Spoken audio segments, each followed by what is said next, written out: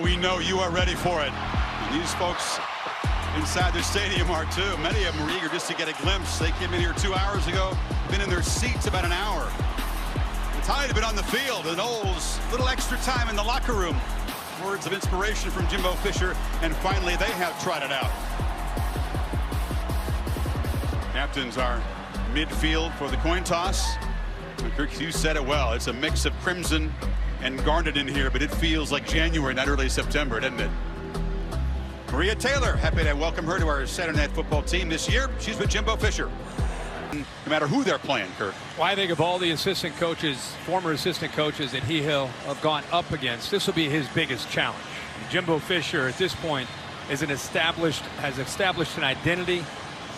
And a lot of these coaches he's faced before were still trying to build it back up. Right now, Florida State, they feel that they could stand in there and go toe-to-toe with Alabama. And tonight, that's the beauty of playing football. Tonight, we're going to find out because they're going to get an opportunity for 60 minutes. New building for both sides, but Atlanta is considered the Crimson Tide home away from home. Saban is 13-1. Defense of this atmosphere bother him at all. Damian Harris gets the start at tailback, and he gets the football. And he's got room. Harris into the secondary, in the nose territory, and finally forced out of bounds inside the 45. Well, the right side of this one. Back. Andy Papanassis is the Tide's kicker. Transfer from Ole Miss. This is from 42 yards in the early lead. Ugly looking kick, slides wide right. Kicking's been a problem for the Tide throughout camp, and they missed the first one. As you pointed out, he was hit a lot last year and sacked 34 times. Protection, a huge issue tonight for the Noles. He's got it in this pass, and it's complete over the middle. That's Keith Gavin, who's expected to make a big contribution, a new receiver on the special player. He's a backup left tackle. Josh Ball is in the game because Derek Kelly's helmet came off on that play. Francois is pressured from the right side, fires to a wide-open man. Catch is made down near the 40-yard line by George Campbell, another new member of the receiver. Murray in motion. They snap it at 2. Francois rolls out, is hit and dropped for a loss, and the Tide defense rises up. Sean Dion Hamilton makes the sack. For the football. Quarterback's working to get out here, but look right here. Receiver's not looking, so the timing between a young receiver and DeAndre Francois just not on the same page. It ends up costing Noles potential. He's got some long arms, doesn't he? As well as a tremendous skill set. 3rd and 10 now. Now he's showing up over here. He's blocked that time as Hurts gets it away, and Ridley's open.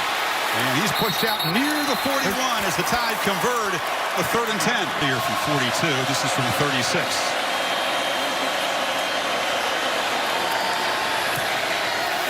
He's pushing it wide right again. Nubb sneaks it through just. And Alabama moves it 44 yards in 9 plays to claim the lead. Late first quarter in Atlanta. Kickers are beautiful. This 3rd and 2 play.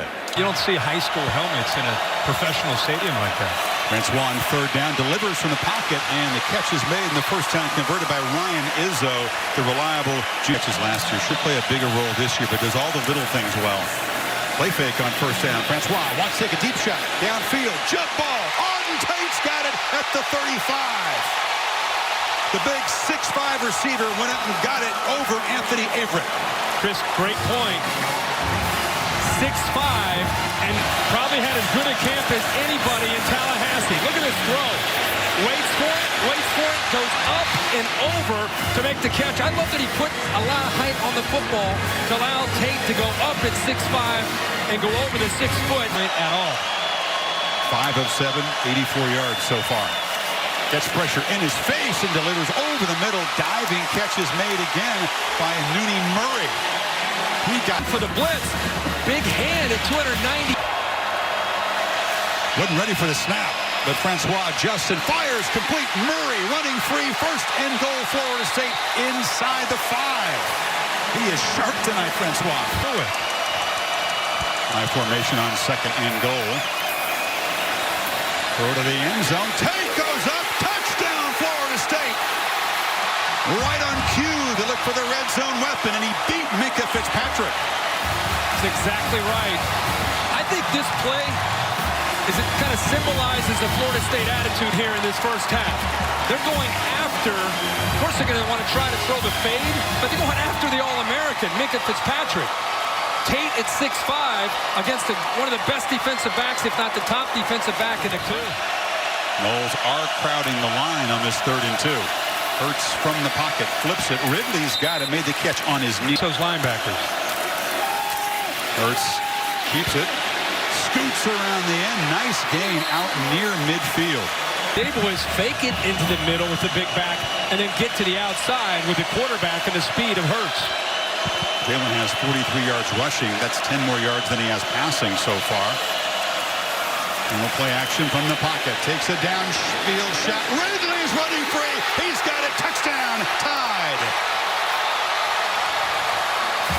53 yards.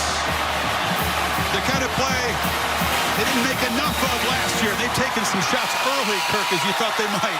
That's the answer. When a defense is not respecting your ability to throw downfield, and they're determined to take away the running game and put the game on the shoulders of the quarterback, fake up the middle, but watch the receiver that goes in motion. Watch the defense react to Judy. They're up, their eyes are in the backfield. They're looking at the guy in motion, they're leaving the corner all by himself as a true freshman against arguably the most elusive, one of the best route runners in college football, Calvin Ridley, and Samuels loses that matchup. Really memorable championship game. 2nd and 6. 6 minutes until halftime. Hurts from the pocket, loses time, and he'll lose some yardage. I'll tell you, which defensive front has had the edge so far? You'd have to say Florida State, wouldn't you? Well, Charles Kelly has a defense that can get after the quarterback, and they do it with different people, whether it's Josh Sweat or Brian Burns. This time, Matthew Thomas was involved in getting... Everybody's feeling disrespected in this world, right? Of course. Minute 1 to work with. Francois looking downfield, now throws it underneath to Izzo, and the tight end has first down yardage. I always say this, that this is what Jimbo Fisher and his quarterbacks pride themselves on, is the 2-minute drill. You see a lot of teams work the 2-minute drill. I don't know if you ever see a team work and compete as hard as Jimbo Fisher does against his first team defense every day in practice, especially on Thursdays. Francois again over the middle. Again, Izzo uncovered, pulls his way down inside the 35 with 39 seconds to play. Mayo from 37 was 12 of 12 last year inside 40 yards. Very reliable, but this one's blocked. When the Tide have it, here's Evans trying to make something of this. Rashaan Evans still breaking tackles. He's got speed. He's got no time on the clock, so he's got to get all the way to the house, and he is tackled at the 45-yard line. But Alabama makes a special teams play to preserve the 3-point halftime lead. That was Minkah Fitzpatrick coming around the edge. He shows speed in coverage, and he shows speed around the edge. First half for Jalen Hurts, 7 of 12 passing. Did have a touchdown pass to Ridley. Let's go to Tom with Nick Saban. Chris, thank you very much. A tight first half. Nick, how do you assess how your team performed first half under a rushing yards for FSU in the first half?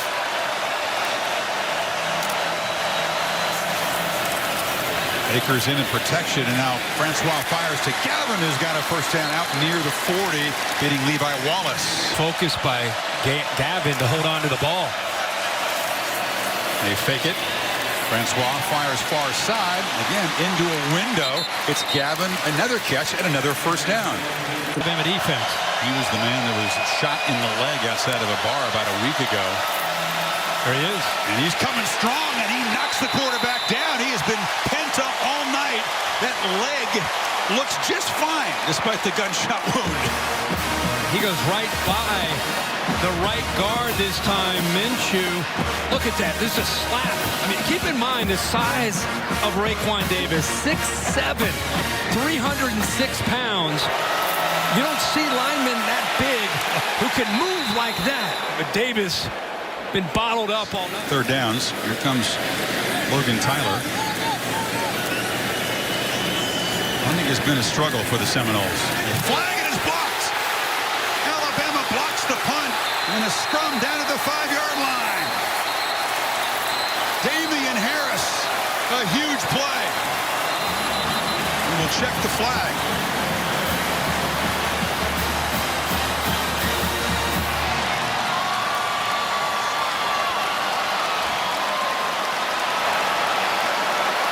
formation. Offense, more than 4 in the backfield. It's declined. First down. So a blocked field goal before halftime, and now this block punt, which sets up Bama at the 6. And Damien Harris gets in there to block it. Crucial time with the ball deep in the Florida State territory. About a starting running back out there trying to make a block and making a block for Alabama's defense. That's a starting tailback. Now, some people say, why do you put your starters on special teams? You could definitely risk injury. It happened to Hamilton. Have him back in the game. Pappanastos made from 35, missed it from 42. This is just a 25-yarder for the Ole Miss transfer. I think he kicked it on the laces, but it didn't matter. The chip shot knocked through. Bama stretches the lead to 6, but that is a huge victory with a good football back down 13-7 after the chip shot field goal forced. Gavin fields it, and he's in deep trouble. Didn't field it cleanly. Now lost the ball. It comes out. Alabama jumps on it at the 11. Another special teams misplay by the Seminoles. Wow, that was rough from the start, and Holcomb, maybe their best special teams player last season, comes up with it.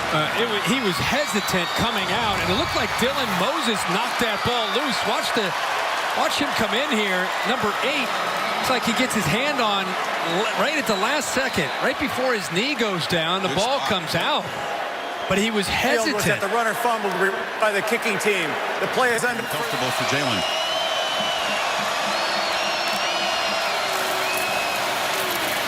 Harris bursts free and scores.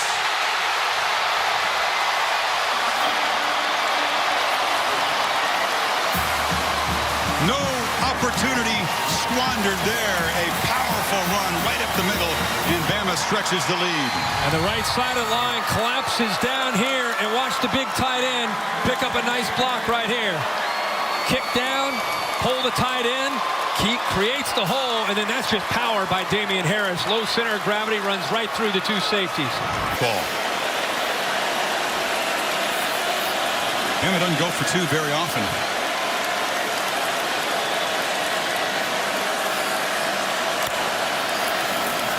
Hurts rolling, looking, retreats, and flips it to Ridley.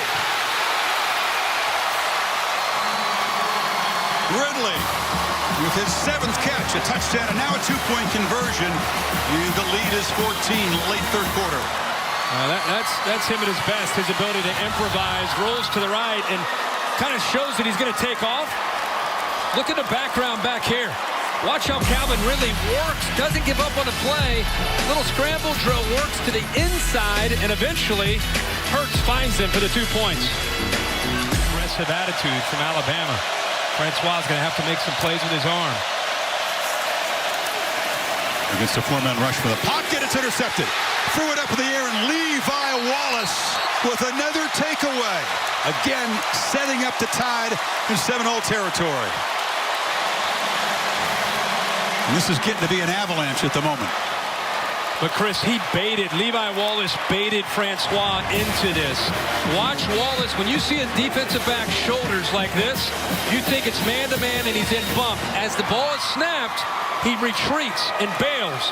Francois is caught off by, actually surprised by this. He's trying to throw it into a little window behind the corner in front of the safety, but the corner bailed on him, surprised him, and goes up and makes an easy interception. Good job, good coverage. Anastas is 2 for 3. In for a 41-yard field goal. And he has missed wide left, so it's still a 2-score game. The Tide missed a chance to really stretch the lead. And the Noles hanging around still. It's a lot bigger battle than Louisville thought they were going to get. The Noles are thinking about paying back the Cardinals down the line here. So Francois with a 14-point lead, throws it right into coverage, picked off again. Mac Wilson this time, and Francois all of a sudden, Kurt, really struggling. Yeah, he stared down his intended receiver, Auden Tate, and he's kind of looking at him like maybe he wanted him to work back away from it, but he brings the linebacker over here. Watch the head and eyes of Francois. Watch how he brings him over right there. Made it easy for the linebacker, Wilson, to come over and make that play. Had enough time, just didn't either underestimated, didn't see the linebacker, but clearly brought him over by just staring him down the whole way. Adventures of Andy Papanastos continue. He is 2 for 4. This is from 33 yards.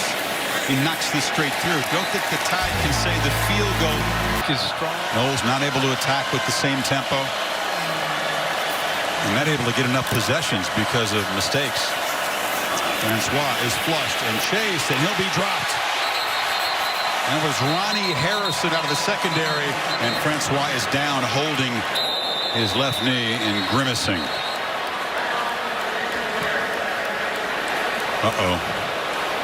Ronnie Harrison, when he tackled him, kind of rolled up onto his the back of his legs. Blitz comes right over the left there, and there's the speed of Harrison. See at the end of that play. Yeah, you're right. He just sort of inadvertently rolled on the left leg there. And you talk about the risk reward of these kind of games. The loss, not so much of a risk. That wouldn't have knocked Florida out anything, but you don't want to lose your leader on offense and your starting quarterback.